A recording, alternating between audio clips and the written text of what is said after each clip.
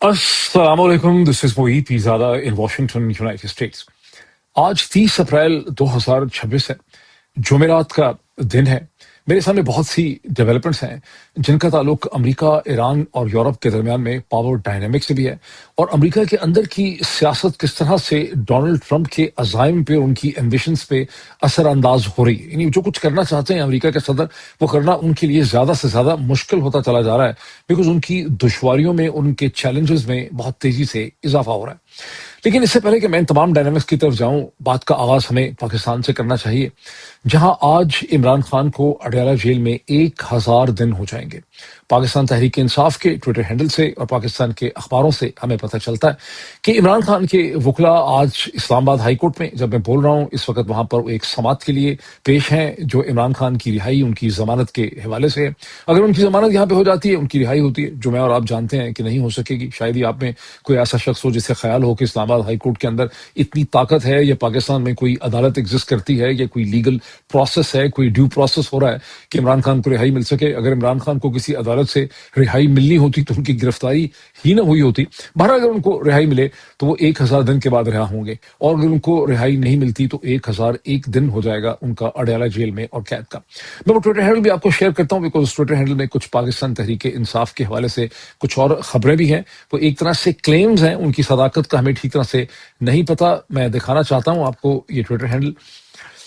یہ دیکھیے اس کو، یہ پاکستان تحریک انصاف کا پوسٹ ہے: 1000 days of sacrifice and defiance for his nation. If bail is not granted today at the hearing, Imran Khan will complete 1000 days in jail tomorrow, April 30۔ یعنی اب ہو گئی نا اپریل 30 سے ایک دن پہلے کیا ہے۔ And United Nations called this jail time arbitrary۔ اچھا بہرحال میں اس چیز کے اوپر آتا ہوں۔ یہ پوسٹر جو ہے انہوں نے بنایا یہاں پر، یہ بہت خوبصورت ہے کہ 1000 دن ہے ریزولو کے، 1000 days of tenacity, 1000 days of courage, 1000 days of sacrifice, 1000 days of resilience, 1000 days of determination۔ میں 2-3 دن پہلے، میرا خیال 3-4 دن پہلے کسی شادی پہ تھا، یہاں پہ امریکہ میں گیا ہوا تھا۔ بڑا کم ہی مجھے موقع ملتا ہے یہاں پہ ایسے فنکشن اٹینڈ کرنے کا، لیکن وہاں ایک صاحب سے میری ملاقات ہوئی، وہ بھی ڈاکٹر ہیں، بہت عرصے سے امریکہ میں، غالباً 30-35 برس سے امریکہ میں، بہت پڑھے لکھے، بہت سلجھے ہوئے، بہت کامیاب۔ ان کا تعارف مجھ سے یہ کہہ کے کروایا گیا کہ یہ ایک پاکستان تحریک انصاف کے جالے ہیں، آصف علی زرداری، بلاول زرداری تک، پورے خاندان تک ان کو بہت رسائی حاصل ہے۔ ان کا ہمیشہ سے پاکستان پیپلز پارٹی سے، میں نے پاکستان تحریک انصاف تو نہیں کہہ دیا کہیں، کہ پاکستان پیپلز پارٹی سے ان کا بڑا گہرا تعلق ہے، اور یہ جیالے ہیں۔ پھر ان سے بات چیت ہونے لگی سائٹ پہ، بات یہاں تک پہنچی کہ میں نے کہا کہ جو عمران خان کے ساتھ ہو رہا ہے، یہ اس سے پہلے انہوں نے شاید ذکر کیا، میں نے کہا کہ عمران خان کے ساتھ جو کچھ ہو رہا ہے، اس سے پہلے پاکستان کی تاریخ میں صرف ذوالفقار علی بھٹو کے ساتھ ہوا تھا، اور کسی کے ساتھ ایسا نہیں ہوا۔ کسی کو اس طرح سے ٹریٹ نہیں کیا گیا، زرداری ہوں یا نواز شریف ہوں یا قوار ہوں، کسی کو ایسے ٹریٹ نہیں کیا گیا۔ تو وہ سوچ میں پڑ گئے، کہنے لگے وہ تو ٹھیک ہے کہ ذوالفقار علی بھٹو کے ساتھ بھی بڑا ظلم ہوا، لیکن ذوالفقار علی بھٹو تو اتنے معصوم بھی نہیں تھے، انہوں نے بھی بہت کچھ کیا ہوا تھا، ان کی بھی بہت سی غلطیاں تھیں، انہوں نے بھی بہت سے لوگوں پہ مظالم ڈھائے تھے اپنے مخالفین کے اوپر۔ تو ایک طرح سے ان کا مطلب تھا کہ وہ تو مکافات عمل کا تصور تھا، کیونکہ ٹھیک ہے ذوالفقار علی بھٹو کو جنرل ضیاء نے اپنے طاقت اور اپنے اقتدار کی خاطر، سپریم کورٹ نے تو سزا نہیں دلوائی نا، وہ ایک طرح سے ایک فوج کا جبر تھا، ایک ڈکٹیٹرشپ تھی، جس میں سپریم کورٹ کو استعمال کر کے ذوالفقار علی بھٹو کا ایک جوڈیشل مرڈر کیا گیا تھا۔ تو وہ تھا بات ٹھیک ہے، لیکن یہ ہے کہ مکافات عمل کا تصور ہے، انہوں نے بھی بہت سے لوگوں پہ بہت سی زیادتیاں کی تھیں۔ وہ کہنے لگے، وہ جو جیالہ صاحب تھے ڈاکٹر، وہ کہنے لگے کہ لیکن عمران خان کے بارے میں تو انسان سوچتا ہے کہ یہ آدمی تو بالکل معصوم ہے، جس کا ہم چہرہ دیکھ رہے ہیں، اس نے تو کیا بھی کچھ نہیں، اس نے کسی کے ساتھ کچھ نہیں کیا، اس کو کس چیز کی سزا مل رہی ہے؟ پر میں نے، جیسا کہ آپ کو پچھلے ویلاگ میں کہا تھا کہ عمران خان کی خدمات، ان کا اسٹیچر، ان کی کنٹریبیوشن، ان کی ہمت، ان کا تمام تر ریزولو اپنی جگہ، لیکن پاکستان کی سیاست کی جو کہانی ہے جبر کی، وہ عمران خان سے اور پاکستان تحریک انصاف سے اب بہت زیادہ آگے جا چکی ہے۔ اس وقت پاکستان کے اندر، پاکستان کی موجودہ جو ملٹری لیڈرشپ ہے، شریف زرداری خاندانوں کے ساتھ مل کر، جنرل عاصم مودی کی ٹیم پاکستان کو مستقل طور پہ ایک گیریزن سٹیٹ کے اندر بدل دینا چاہتی، ایک ایسی گیریزن سٹیٹ جس کے لیے انہوں نے 26ویں آئینی ترمیم لائی آئین کو بدلا، 27ویں آئینی ترمیم لائی، مزید آئین کو بدل دیا، اب 28ویں آئینی ترمیم لانا چاہتے ہیں، اور جس کے ذریعے انہوں نے ایک ایسا سسٹم کھڑا کر لیا ہے کہ پاکستان میں مارشل لا بھی لگا ہوا ہے، لیکن at the same time Pakistan میں اس کا ایک سویلین فیس اور فساد بھی چل رہا ہے، تاکہ دنیا یہ نہ کہہ سکے کہ یہاں پر ایک فوجی حکمران بیٹھے ہوئے ہیں۔ یہ ایک نیا فارمولہ ہے۔ اس سے پہلے پاکستان میں جتنے بھی مارشل لا آئے ہیں سب نے اپنا اپنا گند گھولا ہے، انہوں نے کنٹریبیوشن کی ہے، انہوں نے ایک زہر ڈالا ہے پاکستان کے اندر۔ لیکن 60s کا مارشل لا ہو، یہ جنرل ضیاء اللہ کا 80s کا مارشل لا ہو، یا پھر جنرل مشرف کا مارشل لا ہو، کسی نے پاکستان کے تمام آئینی، قانونی، سیاسی اور انتظامی ڈھانچے کو اس طرح سے اتنی تیزی سے بدلنے کی کوشش نہیں کی جتنا کہ موجودہ رژیم جو ہے وہ کر رہا ہے، اور کچھ پتہ نہیں ہے آگے کیا کریں گے۔ جو ان کی انسپریشن ہے، جو ان کے ذہن میں ماڈل ہے، وہ CCP جو چائنیز کمیونسٹ پارٹی ہے، وہ ان کا ماڈل ہے۔ فرق یہ ہے کہ یہ جس چیز کو سمجھ نہیں پا رہے کہ کیوں اس میں سے کچھ نکل نہیں سکے گا at the end of the day, صرف مسائل ہی مسائل ہوں گے ان کے لیے بھی اور پاکستان کے لیے بھی، بیکاز جو کمیونسٹ پارٹی ہے چائنا کی CCP، اس کا جو ہولڈ ہے وہ ایک ریولوشن کی، ایک انقلاب کا وہ پروڈکٹ ہے۔ یعنی چائنیز کمیونسٹ پارٹی نے انقلاب کی جنگ لڑی، ایک غیر ملکی امپیریل جو کنٹرول اور آکوپیشن تھی اس کے خلاف، اور جو سارا آرڈر انہوں نے کھڑا کیا وہ ایک ریولوشن کے نتیجے میں وہ آرڈر کھڑا ہوا۔ جب بھی کہیں کوئی انقلاب آتا ہے وہ بہت میں جبر بھی کرتا ہے، لیکن اس کے پاس جو فرق ہے انقلاب کا پاکستان کی گیریزن اسٹیٹ سے، کہ انقلاب بنیادی طور پہ آتا ہے سوشو اکنامک جسٹس کے لیے، اکنامک ڈسٹریبیوشن کے لیے، معاشی حالات کو بدلنے کے لیے۔ جو انقلاب فرانس تھا وہ بھی معاشی صورتحال نے پیدا کیا، جو کمیونسٹ ریولوشن، مارکسسٹ ریولوشن تھا رشیا کا 1917 کا، وہ بھی اقتصادی حالات نے، معاشی حالات نے، لوگوں نے پیدا کیا، کسانوں اور مزدوروں کی جدوجہد سے وہ پیدا ہوا۔ یہی حال کمیونسٹ چائنا کا ہے، اور یہی آپ کہہ سکتے ہیں کہ ایران کے اندر بھی جو ریولوشن آیا وہ بنیادی طور پہ شاہ کے زمانے میں جو میجورٹی تھی، اس میں کوئی شک نہیں ہے کہ ایران کے پاس پیسے بہت تھے، وہ مشرق وسطیٰ کی بہت بڑی اکانومی تھی، لیکن جو میجورٹی تھی بہت غربت میں رہ رہی تھی، نہ ان کے پاس تعلیم تھی، نہ ان کے پاس عزت تھا، نہ ان کے پاس کام تھا، نہ ان کے پاس آکوپیشن تھی۔ تو اسلامک جو ریولوشن تھا ایران کا، وہ اس نے ایک اقتصادی ڈھانچے کو وہاں پہ بدلنے کی کوشش کیا۔ پاکستان کی جو گیریزن اسٹیٹ ہے وہ جو اپنے حساب سے ایک انقلاب لانا چاہتی ہے، وہ در حقیقت ایک امیجنری پاکستان ہے جس میں ایک امیج بلڈنگ کی کوشش کی جا رہی ہے، اور یہ جتنی ٹنکرنگ کر رہے ہیں آئین کے ساتھ اور عدالتوں کے ساتھ، 26th امینڈمنٹ، 27th امینڈمنٹ، اب ماشاءاللہ 28th امینڈمنٹ، اس میں مقصد صرف یہ ہے کہ طاقت کا جو ایکسرسائز ہے، جو پاور کی جو ایکسرسائز ہے، یہ اس کے اوپر اپنے کنٹرول کو مضبوط کرنا چاہ رہے ہیں۔ ان کے پاس کوئی اکنامک ویژن نہیں ہے، کوئی اکنامک ڈسٹریبیوشن کی ان کے سامنے چیز نہیں ہے کہ لوگوں کے حالات ہم نے کیسے بدل لیں۔ اس کا نیٹ افیکٹ یہ نکلے گا کہ جتنی دیر تک ایک اسٹرانگ مین بیٹھا ہوتا ہے، جیسے کسی زمانے میں مغل بادشاہ، مغل شہنشاہ اورنگزیب تھے، کہ کسی بھی ملک میں آپ دیکھ لیں، افریقہ میں دیکھ لیں، لاطینی امریکہ میں دیکھ لیں، جب تک ایک اسٹرانگ مین بیٹھا ہوتا ہے ایک جمود ہوتا ہے، اس کو لوگ چیلنج نہیں کر سکتے۔ جب کسی وجہ سے وہ اسٹرانگ مین ہٹتا ہے یا اس کو ہٹنا پڑتا ہے، اس کے بعد بہت زیادہ انسٹیبلٹی پیدا ہو جاتی ہے۔ ہمارے پاس اپنی تاریخ میں خود اس کی ایک ایگزامپل یہ ہے کہ سارا کا سارا جو گند گھولا وچ لیڈ پاکستان ٹو 1971 کی جو ڈیبیکل تھا، اس کے پیچھے اصل میں وہ اقتدار تھا، وہ ظلم تھا جنرل ایوب خان کا، جنہوں نے جو 1953-54 سے ہی پاکستان کے ڈھانچے کے سب سے طاقتور شخص بن گئے تھے، اور آپ کہہ لیں کہ 1969 میں، 1969 میں جب وہ وہاں پہ نکلے تو کم از کم 15 برس سے وہ پاکستان کی سیاست کے، پاکستان کی طاقت کے ایوانوں کے سیاہ و سفید کے وہ مالک تھے۔ اس کے بعد جب اقتدار جنرل یحییٰ کو ملا، جن کو پاکستان کی تاریخ میں بہت زیادہ گالی نکالی گئی، ایک المیہ ہے کہ ایوب خان جو اصل میں مجرم تھے، جو اصل گناہ جو تھے وہ ایوب خان کے تھے۔ ایوب خان کو پاکستان کی تاریخ میں جس طرح سے تاریخ شیپ ہوئی ہے، ان کو ایک پازیٹیو فورس کے طور پہ دیکھا گیا، اور یحییٰ خان جن کو اقتدار ملا، جن کی اتنی کنٹریبیوشن نہیں تھی پاکستان کو خراب کرنے میں، چونکہ ڈیزاسٹر ان کے سامنے ہوا، ان کا پرابلم یہ تھا کہ وہ اور ان کی ٹیم کے پاس کوئی ایسی کمپٹنس نہیں تھی کہ جس قسم کے بڑے چیلنجز اور مسائل ان کے سامنے کھڑے ہو چکے تھے ان کا وہ کوئی حل نکال سکتے۔ Rest of that is history. اب میں تھوڑا سا آپ کو یہاں پہ یہ دکھا دوں کہ یہ بہت خوبصورت بنا ہوا امیج ہے۔ یہاں پر ایک لانگ مارچ کی بات کی جا رہی ہے، آئی کیو فورس کی طرف سے یہ پوسٹ ہے، جو احمد خان نیازی 8 مئی ٹانک سے پشاور تا سوابی اگلا لاہے عمل کا اعلان۔ اب اس کا بیک گراؤنڈ یہ ہے کہ اس کی کوئی ڈیٹیلز نہیں ہے، میں نے ڈیٹیلز چیک کرنے کی کوشش کی ہے، مجھے کہیں پر بھی کوئی بلیک اینڈ وائٹ میں پاکستان تحریک انصاف کی کسی سائٹ سے، کسی بھی جگہ سے مجھے کوئی ایسی سبسٹینٹیو ڈیٹیلز نہیں مل سکیں کہ میں کہوں کہ اس کے پیچھے کوئی ورک ہوا ہے، اس کے پیچھے کوئی اسٹریٹجی ایگزسٹ کرتی ہے۔ اتنا صرف یاد ہے کہ سوموار کا دن، اسی ہفتے میں جو منڈے کا دن تھا، اس میں اسلام آباد میں محمود خان اچکزئی صاحب، جو تحریک تحفظ آئینی پاکستان کے ہیڈ ہیں، سربراہ ہیں اور نیشنل اسمبلی میں ہیں، تو ان کی گھر میں اسلام آباد میں ایک بیٹھک ہوئی، ایک میٹنگ ہوئی تھی جس پہ پاکستان تحریک انصاف کی سینئر لیڈرشپ بھی تھی، اور وہاں پہ ایک لاہے عمل کی، ایک اسٹریٹجک ڈائریکشن کی بات کی گئی تھی. اس کے بارے میں جو انفارمیشن ہم سے ملی کہ بہت سے فیصلے ہوئے ہیں، وہ کیا فیصلے ہوئے ہمیں نہیں پتا. ایک اسٹریٹجی ہونی چاہیے عمران خان کی صحت کے حوالے سے، عمران خان کی رہائی کے حوالے سے، اور پھر یہ بھی تھا کہ خیبر پختونخوا کے چیف منسٹر جو ہیں، جو بہت جلدی وہ لاہور جائیں گے، پھر شاید اور بھی جگہوں کے اوپر جائیں گے. تو یہ ایک چیز ہے. میں ایک اور انٹرسٹنگ چیز آپ سے شیئر کروں اس کے ساتھ ہی. بہت کم بزنس مین ہیں جنہوں نے عمران خان کا اتنا ساتھ دیا ہے یا عمران خان کی وجہ سے اتنی مصیبت میں پڑے ہیں. بزنس مین کے لیے عموماً یہ ممکن ہوتا بھی نہیں ہے، بیکاز وہ اپنی صلح صفائی کرتے ہیں اور اپنی زندگی بچاتے ہیں. لیکن ملک ریاض صاحب، جن کے بارے میں، جن کو ہمیشہ برا بھلا کہا گیا پاکستان کی تاریخ میں، ان کی مشکلات میں اضافہ ہوتا چلا جا رہا ہے. کہ گزشتہ 24 گھنٹے میں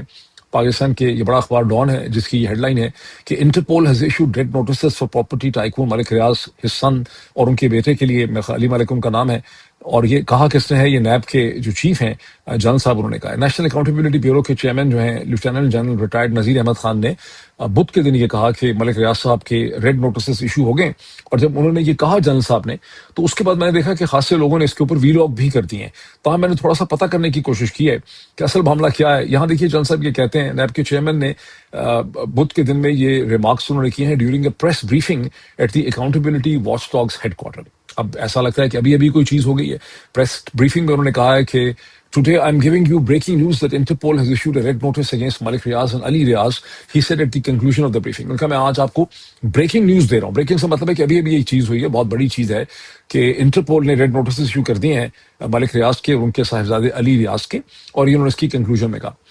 لیکن یہ انہوں نے کیوں کہا؟ کیونکہ میں نے تھوڑا سا پتہ کیا لوگوں سے جو اس سے فیملیئر ہیں چیزوں سے. وہ کہتے ہیں یہ نوٹسز تو جنوری میں ایشو کیے تھے انٹرپول نے، اور اس کے بعد سے ملک ریاض صاحب کے وکلا نے ان کو روک لیا ہے، کیونکہ ان کے ظاہر ہے ملک ریاض صاحب بڑے سمجھدار آدمی ہیں اور ان کے یورپ کے اندر وکلا ہیں، اور انہوں نے وہاں جا کے کیس ایکسپلین کیا، اور یہ سارا کا سارا پروسیس جو ہے وہ رک گیا. یہ پھر جنرل صاحب اس اسٹیج کے اوپر کیوں کہہ رہے ہیں؟ بہت سے ویلاگرز بھی کنفیوز ہو گئے ہیں، ان کو وہ سمجھ نہیں سکے. میں آپ کو نیچے یہ میں نے کچھ اور لائنیں اس میں ہائی لائٹ کی ہیں. ویسے تو یہاں پر یہ بھی ہے کہ انسپیکٹر جنرل پولیس جو ہیں سید علی ناصر رضوی صاحب جو ہیں، وہ سینئر پولیس آفیسرز کے ساتھ جا کے ملے ہیں انٹرپول کے ڈیلیگیشن کو at the central police office Islamabad میں. یہ ان کی تصویریں آپ دیکھ سکتے ہیں، بڑی خوبصورت. لیکن اس کو دیکھیں، یہ جو میں نے یلو میں ہائی لائٹ کیا ہے، یہاں جنرل صاحب خود کہہ رہے ہیں during the press briefing the NAB chairman admitted that bringing Riaz back to Pakistan would be a challenge. یعنی جنرل صاحب نے کہا کہ ملک ریاض کو پاکستان لانا ہمارے لیے ایک بہت بڑا چیلنج ہوگا. اب یلو میں لائنز کو دیکھ لیجیے. Yes there is the aspect of Dubai's annoyance with Pakistan. The chairman said adding that bringing the property tycoon back to Pakistan would not be an easy job. However, he added that NAB was sending a team for the extradition of both Riaz and Hassan. یہ general صاحب نے کیوں کیا ہے؟ یہ اس لیے سمجھ آتی ہے کہ جنوری میں جب آپ نے ایشو کیے، فوری طور پہ ملک ریاض صاحب کے وکلا جو ہیں انہوں نے اس پورے پروسیس کو رکوا دیا،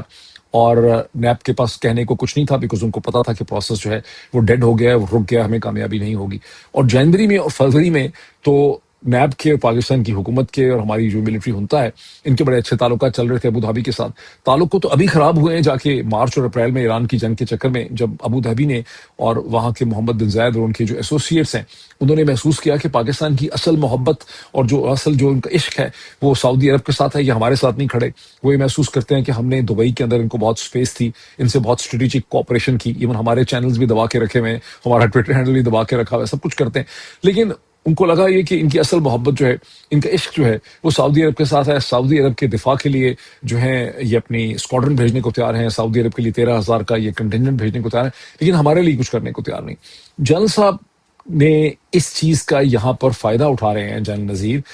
لوگوں کے ذہن میں اور میڈیا کے ذہن میں ڈالنے کے لیے کہ ہم نے انٹرپول کے نوٹسز تو ایشو کروا لی ہیں، لیکن چونکہ ابو دھابی ہم سے ناراض ہے، جو ابھی پچھلے ہفتے ہمارے سے ناراض ہوا، 2 ہفتے پہلے ناراض ہوا ہے، اس لیے مشکل ہو جائے گا. تو یہ ایک طرح سے اس کی ایلیبائی اکٹھی کی جا رہی ہے، ایویڈنس اکٹھی کی جا رہی ہے. اصل حقیقت یہ ہے کہ پروسیس بہت پہلے اسٹک ہو چکا ہے. اب میں پاکستان سے نکل کے ذرا انٹرنیشنل معاملات کی طرف آ جاتا ہوں. اس کو دیکھیں، نو مور مسٹر نائس گائے. آپ سوچ رہے ہوں گے کسی نے فلم کا پوسٹر بنایا، نہیں، ایسا بالکل بھی نہیں ہے. یہ ٹروتھ سوشل ہے، امریکہ کے صدر ڈونلڈ ٹرمپ کا اپنا جو اکاؤنٹ ہے ٹروتھ سوشل، اور ٹروتھ سوشل پہ انہوں نے اپنی یہ تصویر خود لگائی ہے. اب جب ایک پریزیڈنٹ دنیا کا خود سے اس طرح کی اپنی تصویریں لگاتا ہے تو آپ اندازہ لگا سکتے ہیں کہ جو تمام لوگ کارٹون یا میم بناتے ہیں وہ پھر کتنے ایکسائٹڈ ہو جاتے ہیں، وہ پھر کیا کچھ کرتے ہیں. تو بہرحال یہاں پہ انہوں نے لکھا ہے کہ ایران کی not get their act together. Iran اپنا ایکٹ سیدھا نہیں کر پا رہا، جو ان کو کرنا چاہیے کام وہ کر نہیں پا رہے. They do not know how to sign a non nuclear deal. They better get smart soon. President Donald J. Trump. No more nice guy. یہ انہوں نے کہا. ٹھیک.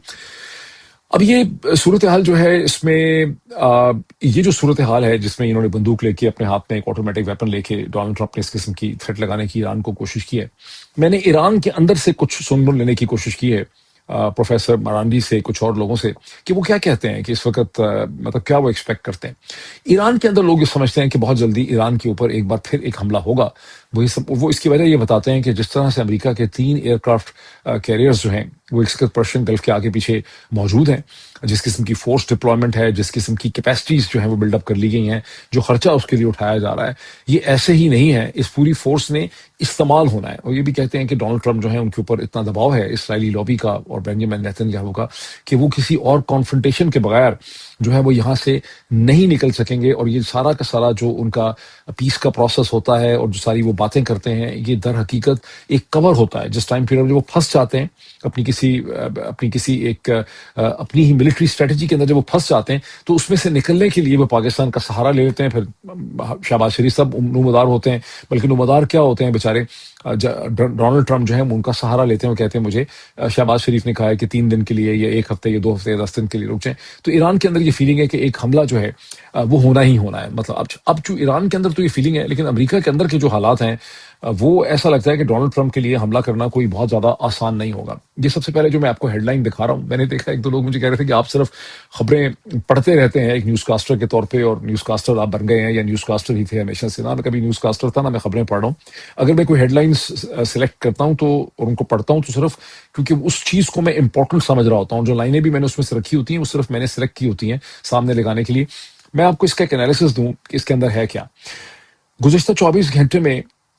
کانگریس کے اندر ہاؤس آف ریپرزینٹیٹو میں جو عام سروسز کمیٹی ہے اس کے سامنے ریپبلکنس نے اس جنگ پہ بحث تو ہونے نہیں دی, لیکن اب پہلی دفعہ وہاں پہ اس جنگ کے حوالے سے بحث ہوئی ہے, اس لیے کہ ڈونلڈ ٹرمپ کی حکومت اور انتظامیہ جو ہے وہ 1.45 اب یہ کہہ لیے کہ 1.5 ٹریلین ڈالر مانگ رہی ہے پینٹاگون کا اگلے سال کا بجٹ, جو اس سے پہلے 1 ٹریلین تھا, اس میں 50% اضافہ جو ہے وہ مانگ رہے ہیں. اس کے حوالے سے بحث ہوئی. یہ بحث جو ہے وہ پینٹاگون کی ہسٹری کی بہت ہی آپ کہہ لیں کہ بہت ہی ٹاکسک اور پوائزنس بحث تھی, جس میں کوئی بھی ڈیموکریٹ ایسا نہیں تھا جس نے ایک لمحہ بھر کے لیے بھی پینٹاگون کی اس ڈیمانڈ سے کوئی ہمدردی کی ہو.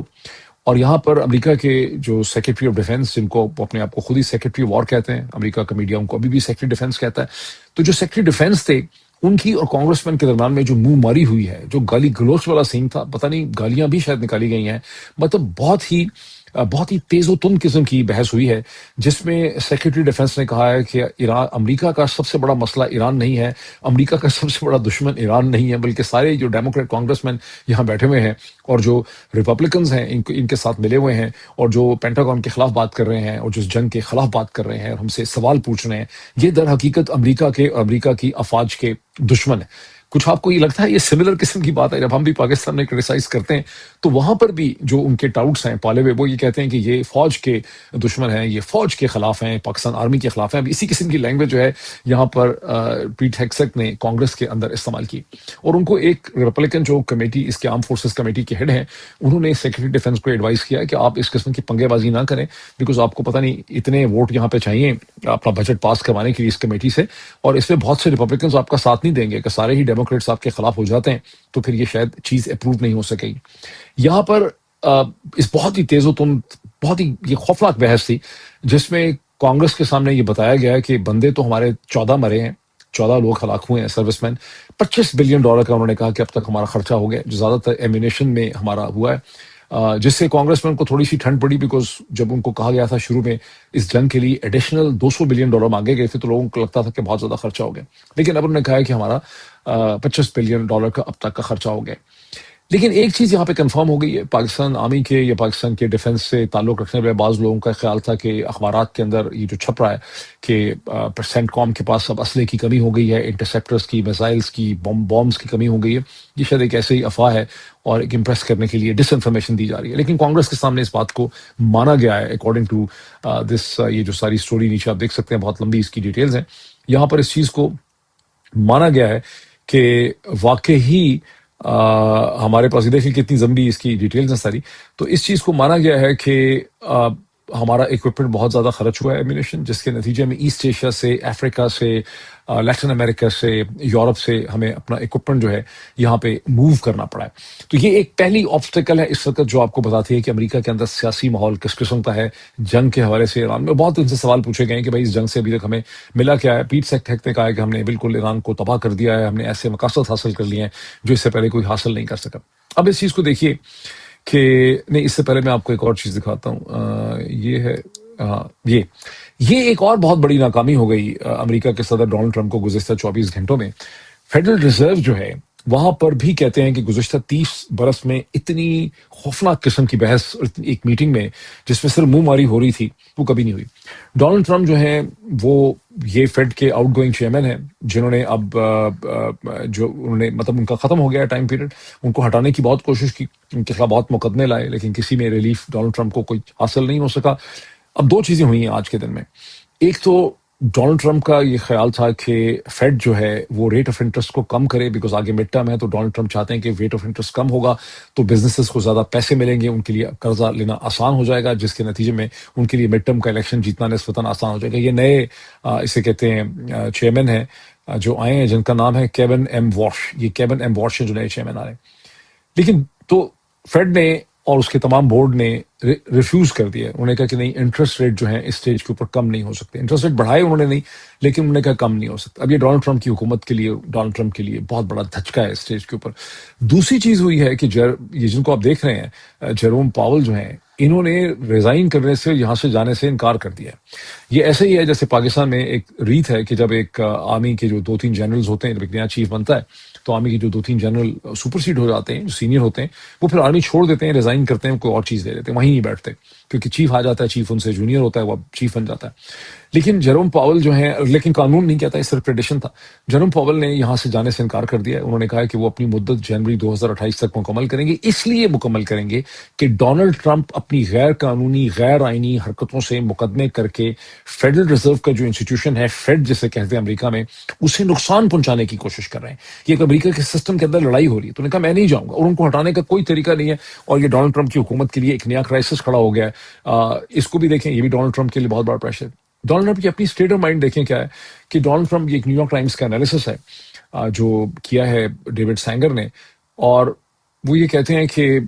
اچھا، یہ بات تو ہے کہ ڈونلڈ ٹرمپ کہہ رہے ہیں کہ میں جرمنی سے اپنے ٹروپس جو ہیں وہ نکال لوں گا، اور کیوں نکال لوں گا؟ اس لیے کہ مجھے جرمن چانسلر جو ہیں جو فریڈرک مرز ہیں، وہ میرے خلاف ہیں، وہ بے وقوف آدمی ہے، وہ سٹوپڈ ہے، اس نے جرمنی کی اکانومی ڈسٹروائے کر دی ہے، وہ سمجھتا نہیں۔ اس کی بیک گراؤنڈ یہ ہے کہ ایک یا 1.5 دن پہلے جرمن چانسلر جو ہیں وہ ایک اسکول میں گئے جرمنی میں کہیں پہ، وہاں بچوں کے سوالوں جواب کا، یہ ویسے بچوں کے ساتھ انہوں نے بہت بڑی لیول کی باتیں کر دی جرمن چانسلر نے، لیکن انہوں نے کہا کہ امریکہ کے پاس کوئی ایگزٹ پلان نہیں ہے انفارچونیٹلی، جیسا کہ ان کے پاس عراق میں جاتے ہوئے کوئی ایگزٹ پلان نہیں تھا، افغانستان میں جاتے ہوئے کوئی ایگزٹ پلان نہیں تھا، اور جنگیں شروع کرنا آسان ہوتا ہے، لیکن آپ کے پاس ایک ایگزٹ اسٹریٹجی ہونی چاہیے کہ آپ نے اس جنگ کو ختم کیسے کرنا ہے، اس میں سے نکلنا کیسے۔ وہاں پہ انہوں نے یہ بھی کہا کہ ایران کی جو حکمت عملی اور اسٹریٹجی ہے نیگوسیشن کی، اس نے مات دے دی ہے امریکہ کو، بیکاز وہ یا تو ان سے نیگوسیشن کرتے نہیں ہیں، آپ نے دیکھا انہوں نے ملنے سے انکار کر دیا، یا یہ ہے کہ وہ ان سے نیگوسیشن میں جیت جاتے ہیں، اور ڈونلڈ ٹرمپ کی حکومت جو ہے پھنس گئی۔ اس پہ ڈونلڈ ٹرمپ غصے سے پاگل ہو گئے ہیں۔ اب وہ اتنے غصے سے پاگل ہو گئے ہیں کہ انہوں نے جو کچھ بھی وہ خلاف بول سکتے تھے، انہوں نے ٹروتھ سوشل پہ وہ تو بولا ہی ہے۔ انہوں نے کہا یہ بیوقوف ہے، یہ پاگل ہے، اس کا دماغ خراب ہو گیا ہے، یہ ایران کے ساتھ ہے، یہ چاہتا ہے کہ ایک نیوکلیر ایران بن جائے۔ لیکن اب وہ اتنے غصے میں آ گئے ہیں کہ انہوں نے یہ کہہ دیا ہے کہ جرمنی کے اندر جو 35,000 امریکن ٹروپس ہیں، اور یہ امریکہ کا سب سے بڑا جو آؤٹ سائڈ اگر کوئی ان کا ملٹری فیسلٹی ہے دنیا میں، سب سے ویل ڈیولپڈ ہے، ساری ان کی ہیلتھ فیسلٹی وہاں پہ ہے، جتنے مشرق وسطیٰ میں ان کے سولجرز زخمی ہوتے ہیں ان کو جرمنی لایا جاتا ہے، ان کی سرجری وہاں پہ ہوتی ہے، وہاں سے ساری کمیونیکیشن لاجسٹک ہینڈل ہوتی ہے۔ انہوں نے کہا کہ ہمارے ٹروپس کو یہاں سے نکال لیا جائے، اور یہ ایکٹ ویسے وہ کانگریس کے بغیر کر نہیں سکتے میرا خیال ہے، لیکن اس کے باقاعدہ انہوں نے کوئی ای میل وغیرہ جو ہے ایشو کر لی ہے، جو کہ دیکھی ہے نیو یارک ٹائمز نے، اور نیو یارک ٹائمز کا خیال ہے کہ کئی دفعہ اپنی چیزیں کہہ کے بھول جاتے ہیں، لیکن اس کیس میں ان کو بہت شک ہے کہ بھولیں گے نہیں۔ 10,000 ٹروپس امریکہ کے برطانیہ میں ہیں، اور 12,000 ٹروپس امریکہ کے اٹلی کے اندر ہیں۔ فرانس میں امریکہ کے کوئی ٹروپس جو ہیں وہ نہیں پائے جاتے۔ یہ ایک ایسی سچویشن ہے کہ اگر ڈونلڈ ٹرمپ اس چیز میں لگے رہے تو دوسری طرف سے یورپینز نے بھی یہ سوچنا شروع کر دیا ہوا ہے کہ وہ امریکہ کے اوپر بالکل ٹرسٹ نہیں کر سکتے، اور یہ بھی ایک کھچائی ہے جس میں اضافہ ہو گیا۔ اب اس ساری کھچائی کا جو نتیجہ چل رہا ہے وہ کیا ہے کہ جو برنٹ کروڈ کی پرائسز ہیں، کیونکہ یہ ایک اور بھی چیز ہوئی ہے جو میرے پاس ہیڈ لائن نہیں ہے یہاں پہ، وہ یہ ہے کہ آج کا دن جو اس وقت امریکہ میں اب شروع ہوگا تھرسڈے کا، اس میں پینٹاگون جو ہے وہ امریکہ کے صدر کو بریفنگ دے گی کہ ان کے پاس مزید ملٹری آپشن جو ہیں ایران کے حوالے سے کیا ایگزسٹ کرتی ہیں، اسٹرائکس کر سکتے ہیں، مزید نیول بلاکٹ کے علاوہ جو ہے وہ کیا کر سکتے ہیں. لیکن اس ساری اور جب وہ خبر آئی ہے تو مزید وہ خبر آئی ہے کہ ان کو ملٹری آپشنز بتائی جائیں گی، تو اس کے نتیجے میں آئل پرائسز جو بڑھ رہی تھیں وہ بہت زیادہ اوپر چلی گئی ہیں. اور میں آپ کو یہاں سے تھوڑا سا پڑھ کے بتا دوں کہ برینٹ کروڈ فیوچرز روز $4.28 اور 3.63% to $122.31 a barrel as of اتنا after touching an intraday high of $126.41. So جو انٹرا ڈے ہائی تھا فیوچر کا برینٹ کا وہ $126 تک گیا اور پھر اس نے سیٹل کیا $122 پہ. اور جو ویسٹ ٹیکسس انٹرمیڈیٹ ہے اس نے سیٹل کیا ہے، U S west Texas intermediate نے سیٹل کیا ہے $108.34 کے اوپر، اور اس نے بھی اس میں گین کیا. اب باٹم لائن کہاں پہ ایران کے اندر وہ ڈیفینیٹلی فیل کرتے ہیں کہ حملہ ہو سکتا ہے. امریکہ کے اندر سے جو انالیسس میں نے دیکھا ہے، بے تحاشا میں نے انالیسس سنا ہے، دکھا نہیں رہا اس وقت آپ کو. وہ انالیسس یہ کہتا ہے کہ یہ آگے کیا ہوگا یہ سب اس کے اوپر ڈپینڈ کرتا ہے کہ مزید جو اکنامک پین برداشت کرنے کی کیپیسٹی کس کی زیادہ ہے. ایران زیادہ دیر تک اس پریشر کو برداشت کر سکتا ہے یا امریکہ کے اوپر جو پریشر پڑ رہا ہے گلوبل اپنے الائز کا. امریکہ کی اپنی اکانومی کو خاص فرق نہیں پڑ رہا، اس میں کوئی شک نہیں ہے کہ گیس یہاں پہ مہنگی ہے، انفلیشن ہو گئی ہے، لیکن ایٹ دی سیم ٹائم امریکہ کے پاس اتنی زیادہ انرجی ہے کہ امریکہ چین کو بھی دینے کو تیار ہے. باٹم لائن یہ ہے کہ امریکہ کے اندر جو سرکاری پوزیشن ہے، جتنے بھی پرو گورنمنٹ وائسز ہیں یا آپ کہہ لیں کہ سینٹر پہ بھی جتنے اینالسٹ ہیں، ان سب کا یہ خیال ہے کہ جو بلاکیڈ ہے اس کے نتیجے میں ایران پہ اتنا پریشر ہے ٹرمپ کے بلاکیڈ کے نتیجے میں کہ ایران کا $500 ملین کا روزانہ نقصان بھی ہو رہا ہے. ان کا تیل بڑھتا چلا جا رہا ہے، ان کے پاس اسٹوریج فیسلٹی نہیں ہے، اور سونر اور لیٹر ایران کو سرنڈر کرنا پڑے گا. اگر ایسا ہے تو پھر پینٹاگون بریفنگ کیوں دے رہا ہے پریزیڈنٹ کو کہ ملٹری آپشنز کس قسم کے ایگزسٹ کرتی ہیں. لیکن لیفٹ آف دا سینٹر جتنے بھی اینالسٹ ہیں، جیسے پروفیسر جان مرشامر جس کو ہیڈ کرتے ہیں، ان کا کہنا یہ ہے کہ یہ بھی ایک ڈونلڈ ٹرمپ کی ٹیم کی اور ڈونلڈ ٹرمپ کی بالکل ایک غلط ان کی اسیسمنٹ ہے. اس کی وجہ ہے کہ وہ سمجھتے ہیں کہ ایرانیوں کو پتہ ہے کہ ڈونلڈ ٹرمپ اور اسرائیل جو ہیں وہ ان کے وجود کے خلاف ہیں، اور جب تک ان کو کوئی رشیا اور چین سے یا دونوں سے بنیادی طور پہ گارنٹیز نہیں مل سکیں گی، ان کے لحاظ پہ انٹرونشن نہیں ہوگی، ایرانی کسی بھی صورت میں چاہے وہ بھوکے مریں، پیاسے ہوں، ان کے پاس کچھ بھی نہ ہو، وہ ان کے سامنے سرنڈر نہیں کریں گے. تو یہ وہ صورتحال ہے جہاں پہ ہم کھڑے ہیں. اب میں اس سے پہلے کہ بات ختم کروں، میں ایک دو چیزیں آپ کو اور دکھانا چاہتا ہوں. دیکھیے میری پچھلی ویڈیو ہے جس کا عنوان تھا Pakistan using Israeli playbook against Afghanistan in Islamic. اس کے نیچے یہ آپ کے کامنٹس ہیں، تو 1422 اس میں کامنٹس ہیں، یہ آپ دیکھ سکتے ہیں. یہ سب آپ کے کامنٹس نیچے چل رہے ہیں، مسلسل چل رہے ہیں آپ کے کامنٹس، آپ دیکھ سکتے ہیں. یہ سب آپ اپنے ناموں کو بھی پہچان سکتے ہیں، یہاں پہ آپ سب کے کامنٹس ہیں اس میں ڈیٹیل میں. اس میں دیکھیے جو مسنگ چیز ہے کہ ماسوا اس کے کہ میں کسی کے کامنٹ پہ آ کے کامنٹ کرتا ہوں یا اس کو پسند کرتا ہوں، آپ میں سے کوئی لوگ کسی ڈسکشن کو یہاں پہ پروموٹ نہیں کرتے. میں نے لاسٹ ٹائم جب کہا تھا کہ ٹریویل قسم کے کامنٹس بہت ہوتے ہیں، لیکن یہاں پہ بہت سے لوگوں کے بہت اچھے کامنٹس بھی ہوتے ہیں. لیکن اگر آپ میں سے بعض لوگ آ کے ان کامنٹس کو پسند کریں یا اس کے اوپر کوئی کامنٹ کریں یا اس کو صرف لائک کر دیں، تو آٹومیٹکلی وہ کامنٹس جو ہیں وہ ٹاپ پہ آنے لگ جائیں گے. جس کامنٹ کو 10 15 20 لوگ لائک کریں گے وہ کامنٹ اوپر آ جائے گا. تو یہ چھوٹی سی مینٹل ایکسرسائز جو ہے آپ ڈیفینیٹلی، تو یہ دیکھیں کتنے اچھے لوگوں نے کامنٹ لکھے ہیں. تو اس میں آپ اس مینٹل ایکسرسائز میں اگر پارٹیسپیٹ کریں گے تو یہاں پہ ایک ڈسکشن ہو سکتی ہے. اب میں ایک چیز آپ کو اور یہاں پہ دکھا دوں. یہ دیکھیے یہ بہت ہی خوبصورت، اگر آپ میں سے کوئی اچھی تحریر پڑھنا چاہتا ہے اور آپ نارتھ امریکہ کے اندر ہیں، دنیا میں کہیں پر بھی ہیں، یہ ڈیوڈ بروکس کی ایک رائٹنگ ہے، بہت لمبا ایسے ہے، history is running backwards. Briefly speaking وہ یہ کہتے ہیں کہ جو ٹیکنالوجیکل ایرا کی وجہ سے اکراس سے یورپ اینڈ ویسٹرن ورلڈ جو گزشتہ 70 برس میں لوگ ایک لبرل سوسائٹی میں بلیو کرتے تھے، اب لوگ دوبارہ ایک ٹریڈیشنل ریلیجس سوسائٹی، ایک بیسک آئیڈینٹی کی طرف واپس جانا چاہتے ہیں کہ گھر ہونا چاہیے، اپنی بیسک آئیڈینٹی ہونی چاہیے. اگر آپ میں سے اس کو آپ پڑھیں، یہ جہاں بہت خوبصورت آرٹیکل ہے، وہاں اس کے اندر اس کے بڑی خطرناک امپلیکیشنز بھی ہیں جو میں اگلے ویلاگ میں آپ کے ساتھ شیئر کروں گا. ابھی بس بات اتنی، اس کو اختتام کرتے ہیں اس کا، اور بہت جلدی آپ سے دوبارہ ملاقات ہوتی ہے. Thank you so much.